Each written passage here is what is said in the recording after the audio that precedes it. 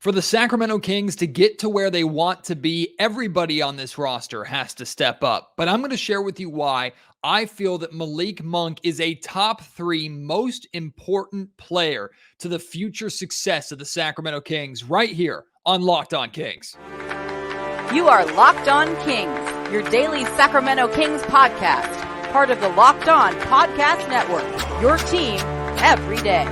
And now, ladies and gentlemen, it is that time for another episode of Locked On Kings.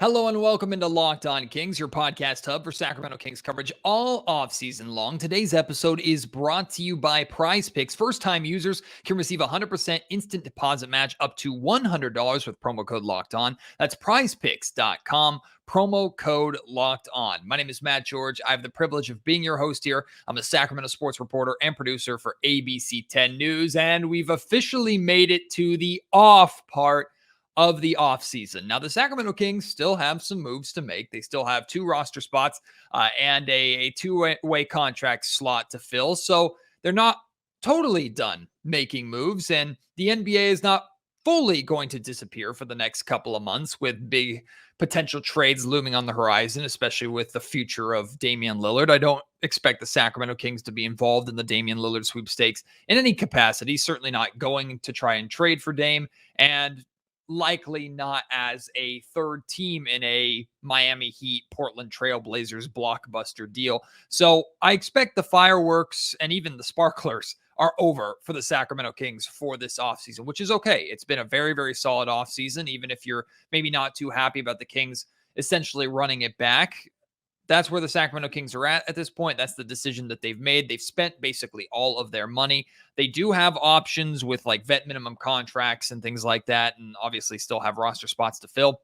And we're going to talk about a potential name that could fill one of those final roster spots, a fan favorite name, Harry Giles. We'll talk about him a little bit later on in the podcast. But really, we know what this team is. We know that for the most part, this team is bringing the same group back with the addition of some solid rotational impact players. And I emphasize rotational because as much as Sacramento Kings fans are excited about Sasha Vezenkov, he's not a starter, at least right away. He's going to have to earn that spot. And I personally would be very surprised if at any point during the regular season, other than injury reasons, he gets a starting opportunity. I think Sasha Vezenkov is clearly coming to Sacramento to join the Sacramento Kings rotation to be a very, very valuable asset off the bench. Anytime you can bring a EuroLeague MVP off your bench who can space the floor, who can cut.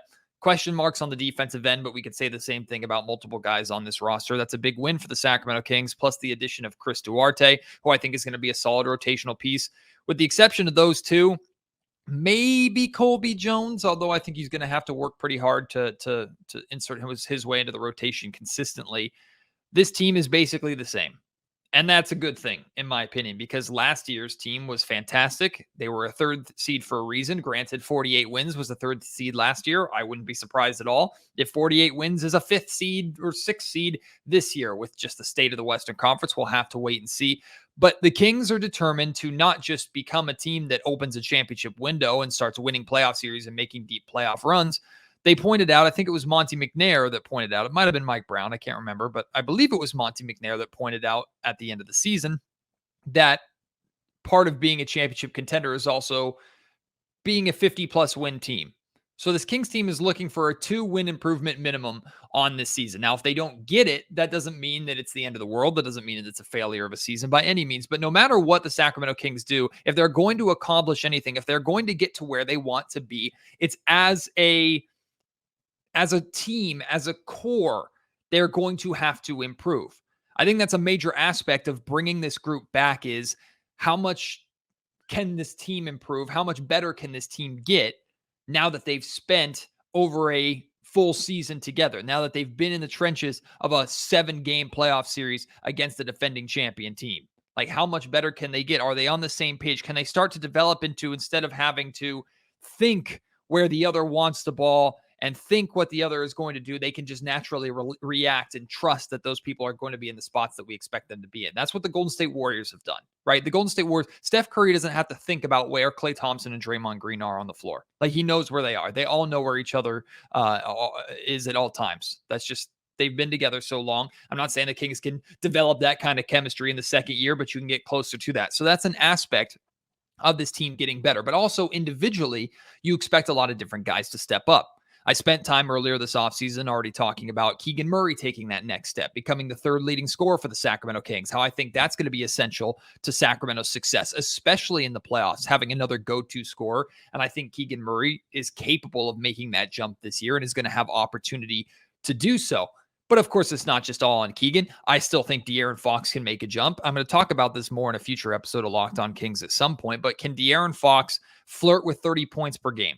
Can De'Aaron Fox be the guy that when fourth quarter Fox mode activates, that he's already at 20 points and that surges him up to 35 or 40 points, not every single night, but on any given night? Like, we saw that he can be the guy to carry the Sacramento Kings, but at times, I'm not saying he coasted early on, but it appeared that De'Aaron was more passive and conservative of his energy early in games. And then it was in the second half where he'd really take over. If that works for him, great. I'm not saying De'Aaron Fox has to massively improve. I'm saying he is capable of improving, I think, slightly, especially as a overall scorer and points per game leader on this Kings team, without taking opportunity and taking the ball away too much from any of his teammates, right? Of course, we expect Domantas Sabonis to improve. We want to see him knock down that mid-range jumper with confidence. We want to see him do a lot better job against strong rebounding bigs. We want to see that teams can't take away his effectiveness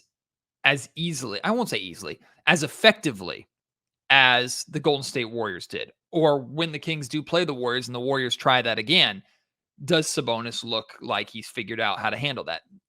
Everybody on this roster can improve. Everybody needs to make marginal improvement. I think Malik Monk is an absolute key to the success of the Sacramento Kings this season. Now, he was last year. A lot of what made the Kings so good last year was the energy that Malik Monk provided with the second unit. Although Malik's minutes staggered so much with De'Aaron Fox, Domantas Sabonis. I mean, Malik Monk was truly a sixth man in the sense that he fit in with both units, had pretty much a similar role with both units, and could do so effectively. What held Malik Monk back at times was the same thing that holds a lot of players back in this league, which is consistency. Malik would be red hot. Remember Band-Aid Monk at the beginning of the season? Man could not miss. He was phenomenal. And then he'd go through stretches where maybe the offense wasn't so great. In terms of offenses, actually, his numbers went down from the Los Angeles Lakers the year before to the Sacramento Kings. Now, they went down very slightly while he was also taking on a significantly different role on a winning basketball team versus the Los Angeles Lakers, where he was just out there to kind of shoot and score. So, to me, I think if we're looking at most important players to the long-term success of the Sacramento Kings, sure, but to the accomplishment of this team's goal, which is becoming a 50-win team, winning a playoff series, putting themselves in championship contention as early as next season, I think Malik Monk might be the third most important player on this roster. Domantas Sabonis is number one. I've made that very clear. Doesn't mean he's the best. I'm not saying that he's better than De'Aaron Fox. When it comes to most important player, Domantas Sabonis is number one. That's not debatable because of how much the Sacramento Kings run and operate through Sabonis, really on both ends of the floor, but especially offensively. De'Aaron Fox is, of course, number two because he puts the team on his back. Fourth quarter Fox, he's clutch. He's won. I can't tell you how many games he almost single-handedly won for the Kings last season. I expect that to continue. 1 and 2 are a lock. If you want to change the order and put Fox most important 1 and Sabonis most important 2, be my guest, right? It's those two guys at the top. 3 is up for debate, and I think it's in between two names. Maybe 3 if you want to include Kevin Huerter, but I don't think so. I think it's between Keegan Murray and Malik Monk. Now, I think eventually it will be Keegan Murray. But next season, Keegan going into his second year, I truly believe Malik Monk is the third most important player on this roster. Monk provides as close to 48 minutes of De'Aaron Fox as you can possibly get. And what I mean by that is De'Aaron's never going to play all 48 minutes. But you want to have that De'Aaron Fox impact on a game for 48 minutes. And the De'Aaron Fox impact is when he's on the floor, the Kings are playing a certain way, the ball is moving, they're a constant threat in transition, they're a constant threat attacking the basket. Spacing is always going to be a plus and always going to be taken advantage of. When De'Aaron Fox is on the floor, it opens up all of that for the entire team. Everybody reacts, and the game is affected by De'Aaron Fox's presence.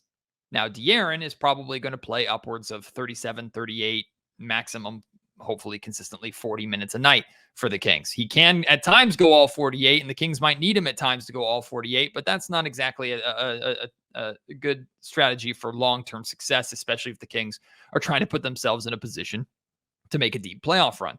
Plus, the Sacramento Kings were lucky, fortunate, whatever word you want to use, to stay as healthy as they stayed last season. Even though De'Aaron Fox, unfortunately, hurt his hand in the playoff series, and he did miss a handful of games. Sabonis missed a few games. I think it's fair to assume, or at least the Sacramento Kings should prepare themselves with the belief that De'Aaron and Sabonis and other guys are not going to be as healthy and available during the regular season as much as they were last season. So that means different guys have to step up. So what do I mean when I say 48 minutes of Fox, of having De'Aaron Fox's presence and Monk being the closest you get to that? Because when Malik Monk is in the game, he can provide energy, ball pressure, tempo, playmaking, and scoring. All of which De'Aaron Fox provides, of course, and then some.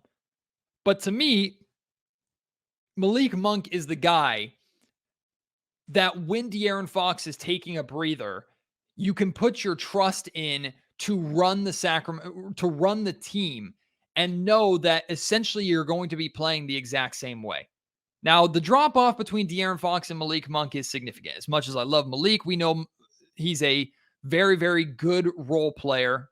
He's more than capable of being a starter on this team. I've shared with you how much I'm pleased with his role being a six man. I have no issue with it, but he's definitely a starting caliber player.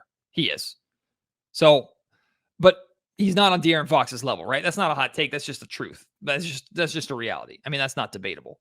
That doesn't mean that he's a bad player and De'Aaron Fox is a great player. But what De'Aaron provides, the presence that De'Aaron Fox has, Malik Monk can at least continue and carry over a lot of that because of the energy that he brings. He's a constant threat to score at all times. He can attack the basket. He also can hit the outside shot. He can push the tempo. He can play, make, and run the offense, even more so at times than De'Aaron Fox does. Like, you realize that De'Aaron Fox and Malik Monk shared the floor a lot together last season. With Mike Brown's rotation of bringing De'Aaron Fox out of the game first, which is crazy to me that you would bring substitute Fox out of the game first, but it was a rotation that worked to make sure Fox was available for heavy minutes towards the end of games and in the fourth quarter.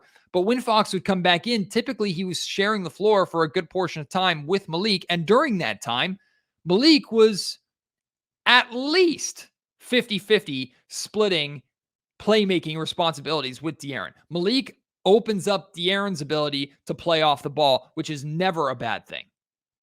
Never a bad thing. Malik can provide a lot of what De'Aaron Fox provides when De'Aaron Fox is in the game and out of the game.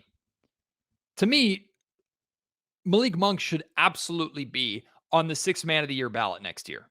But he doesn't have to be there as a scorer. Like I said, we know Malik is capable of exploding offensively at any given time, right? Look at the, 45-point performance or something like that he had in the Los Angeles Clippers, crazy double overtime win. Like, we know Malik can get hot. And he took over a lot of offensive responsibilities for the Kings when they struggled to score in the Golden State Warriors playoff series. So we know Malik can score and be an offensive weapon for Sacramento, but that doesn't have to be his primary role. Like I think most teams have used him and how people have labeled Malik when he came into the league. Malik was the leading scorer for that Kentucky team with De'Aaron Fox. Fox was still the guy there, and his draft selection and like him being selected fifth is reflective of that. But Malik Monk is capable of being that offensive weapon at any time, but he's not limited to that. I thought Malik Monk's passing this season was something that really opened my eyes. Not just his playmaking, but his passing ability. How one, flashy he is, and how much he has a flair for passing at times, which was a lot of fun. But two, his instincts and his reactions and his ability to play two-man game with bigs. He had a really good two-man game at times with Chimezie Metu. Really, really good. He had a good two-man game with a lot of forwards. Good two-man game at times with Trey Lyles too. Like, Malik has a natural playmaking ability that he even said he could tap into in Sacramento more than any point in his career because Mike Brown was allowing him to be himself. Malik naturally is an offensive weapon on multiple tiers. A threat to score from the perimeter, a threat to score at the rim, and a threat to get his teammates involved at any times, at all times. I think if Malik Monk finds a way to stay where he's at as a scorer, but improve as a playmaker, I think he's absolutely in the sixth man of the year conversation with how important he is to the Kings, assuming the Kings are continuing to win. And I'm telling you, I think the Sacramento Kings are a better basketball team if Malik Monk stays at his 13 points per game, but his assists go from just shy of 4 to maybe in the 5 or 6 range. Malik was the had the third most assists or averaged the third most assists per game on this Kings team last season. He's capable of doing it. And I can see that being a primary role of his while also being a constant and consistent threat to score. Last season, Monk averaged 13 points per game, shot 44% from the field, 35% from three-point range, 88% from the free throw line. Like I mentioned, 3.9 assists per game, 2.6 rebounds, 1.9 turnovers. He doesn't need drastic improvement in any category for the Sacramento Kings to be a better basketball team. He doesn't. Like I said, you bump that assist per game by 1. You bump your scoring by 1. Avoid your scoring. Even if your scoring stays the same, you bring that three-point shooting percentage up from 35 to 37. The Kings are a better basketball team immediately because of that, and it has more of an impact than just Malik's individual numbers. It has an impact on how the Sacramento Kings, especially offensively, are playing because of the threat that he is, because how defenses have to respect the different abilities that he has. To me, Malik Monk is absolutely essential to the success of the Kings if they want to make a deep playoff run. And I'm telling you right now, Monk is going to be 100% a top priority in free agency next offseason. I think he's making like $8 million a year or something this year. He's making chump change compared to what he's worth and what his role is here in Sacramento. He's going to get a big payday. I hope it's from the Kings. I hope the Kings retain him. There's more than enough reasons to talk ourselves into why Malik Monk would want to stay here in Sacramento. The chief amongst them being his best friend and De'Aaron Fox is right here. But there are going to be other teams that are absolutely going to be vying for Malik's services. I think we're going to look at Malik Monk in free agency the same way, to maybe a little more valuable to how we looked at like Josh Hart in free agency this season. Even though he stayed with the New York Knicks, there were a ton of teams that would have loved to have Josh Hart, right? And how many Sacramento Kings fans were like, oh my God, if Josh Hart were here in Sacramento, if the Kings had found a way to get Josh Hart, this team's amazing, right? I think there are going to be a lot of fan bases and there are going to be a lot of teams that are going to feel that way about Malik Monk next offseason. So the Kings have to make sure that they're in a position to retain him, which of course they are in a significantly easier position now that they've already extended Domantas Sabonis.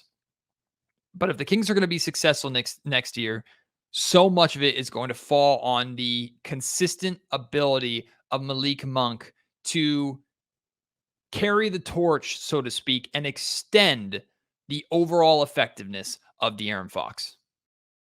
Like I mentioned at the top of the show, today's episode of the Locked On Kings podcast is brought to you by PrizePicks. PrizePicks is daily fantasy the way it was meant to be played. The way it works, you pick 2 to 6 players. Like when NBA basketball returns, you can do this with the WNBA right now. You can even do this with MLB baseball if you want. Pick 2 to 6 players, and if they will go score more or less than their PrizePicks projection.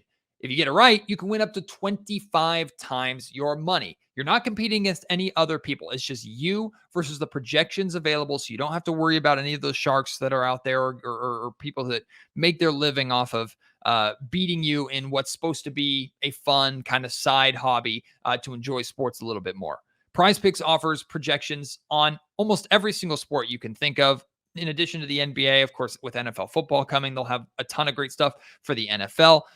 They have college athletics from football, basketball, men's and women's basketball, soccer, WNBA, esports, NASCAR, tennis, combat sports, MMA, boxing. They have it all, even Euro basketball and more. Entries can be made in 60 seconds or less. It's that easy. They're safe. They offer safe and fast withdrawals, and it's currently operational in over 30 states and in Canada. So download the PrizePicks app or go to prizepicks.com. When you sign up to play daily fantasy sports, first-time users can receive a 100% instant deposit match up to $100 with promo code Locked On. Don't forget to use that promo code Locked On, all one word, at sign up for an instant deposit match up to $100. All right, I've seen the talk about Harry Giles. I know he held a workout in Las Vegas during Summer League. I think it was in Las Vegas. And there were different scouts and teams that were present. We had no word on if there were any Sacramento Kings representatives that were in attendance or not. Haven't heard any inkling of that, which makes me think maybe there weren't. We did see Sacramento reporters there, like Sean Cunningham from Fox 40 and the Kings Beat podcast. He's always all over things there. So he was out there and actually spent some time speaking with Harry Giles. And this has reignited a flame in a lot of Kings fans, right? Because Harry Giles is a fan favorite. He'll always be a fan favorite. And it's so funny how Harry Giles' story kind of went here in Sacramento, because I believe, if I'm not mistaken, when the Kings drafted Harry Giles, like an old tweet or something surfaced of him saying something bad about Sacramento, or why would you want to go to Sacramento or play in Sacramento or something like that. And he, I mean, over his time in Sac, not only was he, I mean, just an awesome person. Like, he really connected with the Kings fan base, which I thought was well done by him. I mean, he's as far as I know from the interactions, the limited interactions that I've had with him, I mean, he's just gives off nothing but kind of positive vibes, positive energy, very kind, very nice guy. And he's trying to work his way back into the league. So Kings fans are sitting here saying, we got 2 roster spots. We love Harry Giles. He was sitting courtside at one of our playoff games. Like, why not bring Harry Giles back? So I thought, let's look at this a little bit. Realistically, we're talking about an end of the bench spot. If the Kings bring Harry Giles back, it says your backup 4, backup 5, backup 4, backup 5. It's depth, right? He's behind Alex Len. He's behind Trey Lyles. He's behind Sasha Vezenkov. He's obviously behind Domantas Sabonis. He's obviously behind Keegan Murray. He's behind Harrison Barnes if you want to play him as a small ball 4. Like, Harry Giles is barely sniffing the floor. But let's look at the pros and cons of this, right? Because you don't just have depth for the sake of having depth. You have depth because if you need it and you need to call upon it, it's available for you, and it can help you and step up. So let's look at the pros first. The best skill that Harry Giles has, other than his people skills, is his passing. Harry Giles is an excellent passer. And it's easy to imagine, okay, take Sabonis out for spot minutes, or maybe, knock on wood, Domantas Sabonis is hurt. Let's say Domantas Sabonis is hurt and the Kings have to adjust their starting lineup. And let's say they start, I think they'd start Alex Len in this scenario, but let's just say they start Trey Lyles as a small ball 5. Well, maybe then they continue with Harry Giles as a small ball 5 in spot minutes. And you can use Harry Giles in the high post, running the ball through Harry Giles with his you could run him using DHOs. You can have him like hit cutters and things of that nature. He's not going to be as good, of course, as Sabonis is. He's not. But he can do, in terms of passing and playmaking, he can do much of what Sabonis provides. You can play the same way offensively through your big with Harry Giles out there that you could with Domantas Sabonis. At least I think you could, because that's how good Harry Giles is as a passer. So I see that as a massive pro. In fact, I see that as the main reason for why the Kings should have maybe a little bit of interest in Harry. Harry's also an energy guy. The energy that he brings, like, he's that enforcer. He was that enforcer at times. Granted, the Kings were a bad basketball team, so I'm not saying it necessarily worked all the time. Nobody blamed Harry Giles, I think, for the Kings' struggles when he was here in Sacramento. But the energy that Harry would provide at times, obviously the Kings crowd reacted to it. Like I think he could provide a nice energetic spark with guys like Malik Monk off the bench if his number is called. If again he's an end of the bench guy, but if he's needed to come in, he can provide energy, provide kind of a burst for Sacramento. Rebounding is question mark. I'm not putting that in as a pro or a con. I think rebounding is something that he'd be expected to do, and I don't know if he'd be able to do that. I know rim protection is not really his game, but there's not a lot of guys on this roster where it is their game, so I'm not going to really put that as a con. I'm just going to, again, put that kind of as a meh or question mark. And of course, like major pro is how much of a crowd favorite he is. It's a fun story. It's an absolutely fun story to see him return. Let's talk about the cons, though. When Harry Giles was here in Sacramento, in addition to rumors and reports that he didn't always put in the work necessary and didn't show up necessarily to training camp in the best shape. I don't know if he's past that or not. I can't really confirm that. Those are just reports and rumors and conversations that have been had about Harry Giles here in Sacramento during and since his time. So I don't know. Remember, Vlade Divac elected not to pick up his team option, and then he ended up leaving Sacramento and going to Portland for, I think, a season. In addition to that, Harry really struggled with staying out of foul trouble. He really struggled defending without fouling. And I can kind of combine this as a con. His defense and his fouling could be something that, even when he gets limited opportunities on the floor, can keep him off the floor. I don't think it's going to be something that massively hinders him or massively hinders the team, but that was always something that he struggled with when he was here in Sacramento, and we haven't seen if he's improved on that. In fact, that's the final con, is we haven't seen him since the 2020-2021 season, and he barely played for the Portland Trail Blazers that season too. He's been out of the league. And remember, the Sacramento Kings are trying to improve. They're trying to build a championship roster here.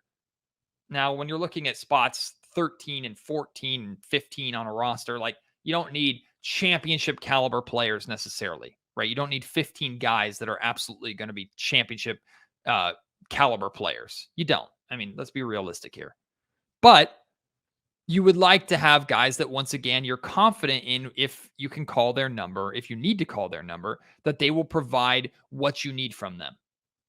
I think there are other options out there with more NBA experience who have been in the league more recently than Harry is, that have the trust of Mike Brown that the Sacramento Kings would be looking at.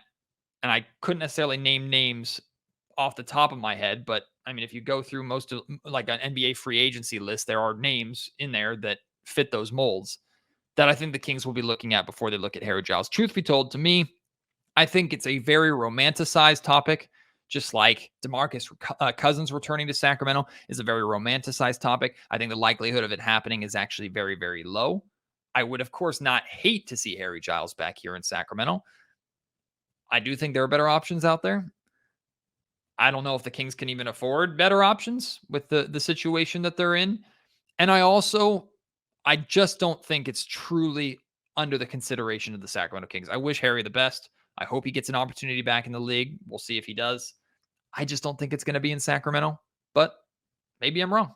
Let me know. If you're a huge Harry Giles fan, you think absolutely, Matt, he needs to be here, or maybe you're not a Harry Giles fan, but you're like, no, I think he could help. Let me know how you're feeling at @MattGeorgeSack on Twitter.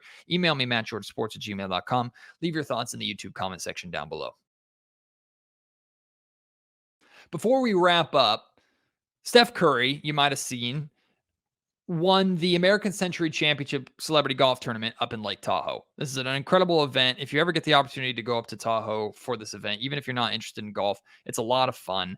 And Steph Curry and his father and his brother play every single year. Dell, Steph, and Seth always play together. Steph won it this year. And it's like, I'm a golfer. I'm a bad golfer. I'm a hobby golfer. It's not freaking fair how talented Steph is at seemingly everything that he does. It's really, truly not fair. Why am I bringing this up? Because, one, I think De'Aaron Fox and Rain were out there at one point over the weekend to watch the tournament. The captions on Twitter said supporting Steph, which I don't know if he was there to support Steph or just there to watch golf. I don't know. But also, after he won the tournament, he was asked about Warriors fans that come to Tahoe that are always there cheering on Steph. And he ended up taking the answer in a pretty interesting direction. Take a listen. Hey, Steph, it sure seemed obvious that you were the favorite out there among the fans. I mean, with your tenure with the Golden State Warriors, and a lot of that's the person you are, too. How did it feel out there with the fans on your side? Yeah, it's a 4-hour drive from my house to here, and, like you said, there's a lot of Warrior fans. Surprisingly, there are a lot of not surprisingly, there are a lot of Kings fans, and surprisingly, they were way more loud or vocal than the Warrior fans. I heard a lot of Light the Beam. I heard a lot of, let's go Kings and all that type of stuff. So that gave me a little gas in the tank too, for sure.